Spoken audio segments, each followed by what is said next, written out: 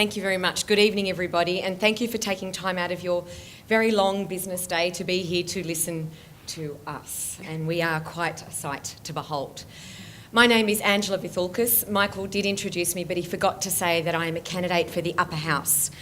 I have performed a political miracle. I have managed to set up something called the Small Business Party. It has taken me 2 years. We are state registered now, and we are also registered to challenge the federal election, so I'm very excited about that too. This is the first time in Australian political history that a small business party has been set up to contest an election by a small business owner. So a little bit about me. Why am I here as an upper house candidate? I'm a Lillypilly girl, so I'm from the Shire. My parents owned something called the Gumtree store out at Port Hacking at Lillypilly for many, many years, in fact decades. My brother and I grew up in Lillypilly Infants, Lillypilly Primary, Caringbah High, before it was selective, but I don't tell everybody that. I'm a proud Shire girl, but I have always been in business. I was born in a business, literally, and small business has been my life. So I know it back to front. I've owned more than 25 businesses, employed thousands of people.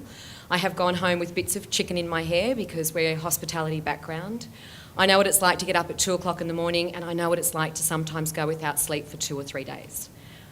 I know what it's like to not be able to pay the rent, to worry about how I can pay the wages, to be snowed under with bloody stupid paperwork and compliance, to see another bit of regulation come out that I don't know what the use is, but I know it'll cost me time and money, to fight HR laws which are designed to destroy my business instead of growing it, to have payroll tax which is also designed to destroy my business and not grow it, and to have so many burdens put upon us that often you go home at night thinking, why bother?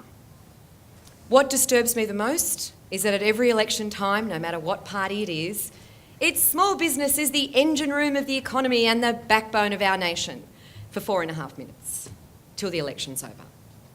Why am I running? Because I don't want you to be about 4.5 minutes. Because you're not just the engine room of the economy. You're the heart and soul of every community, every single community. And I want you, us, to have a seat at the table. That's why I'm running for the upper house. My latest business, some of you may have heard, was Vivo Cafe along the light rail route on George Street. What was that like? Well, after 17 years, 14 glorious, 3 tortured, we closed our doors last year on August the 24th and lost everything. Why? Because government went ahead with the project and didn't talk to small business. There are more than 2,000 small businesses suffering along the light rail route, along the entire light rail route. There are residents who haven't had a good night's sleep in years. There are people who can put their fist through cracks in the wall. There are people who can't pay their rent and don't know how to feed their family. And there was no conversation. And while government kept telling me it's all going to be great, short-term pain, long-term gain, and did nothing to help us, in the end they couldn't deny, and I managed to squeeze $22 million out of them for 100 businesses and sue state government for $400 million in a class action that's fully funded by a legal fund. I managed to get 60 businesses 12 months free rent in the Hunter Connection and 23 families in northern New South Wales $7.5 million in back wages that RMS owed them. And I haven't even been elected yet. So what you've heard is stats and figures about small business and what some of the policies might do. What they forgot to say is, oh sure, one side of government or one colour wants to give you a little bit more in your payroll tax threshold. And the other side, they want to roll it back. You know what I want to do? I want to get rid of it. Why do you have to pay tax because you employ people?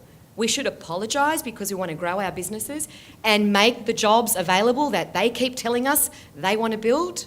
I'm coming close to the end, but I'm not finished. Red tape.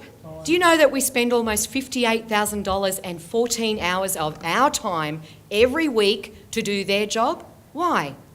They get paid, why shouldn't we? So, if you've got nothing else to do on March the 23rd, vote 1, the Small Business Party, on the really long piece of paper so that we get a seat at the table and we can tell them how to fix the economy. Thank you.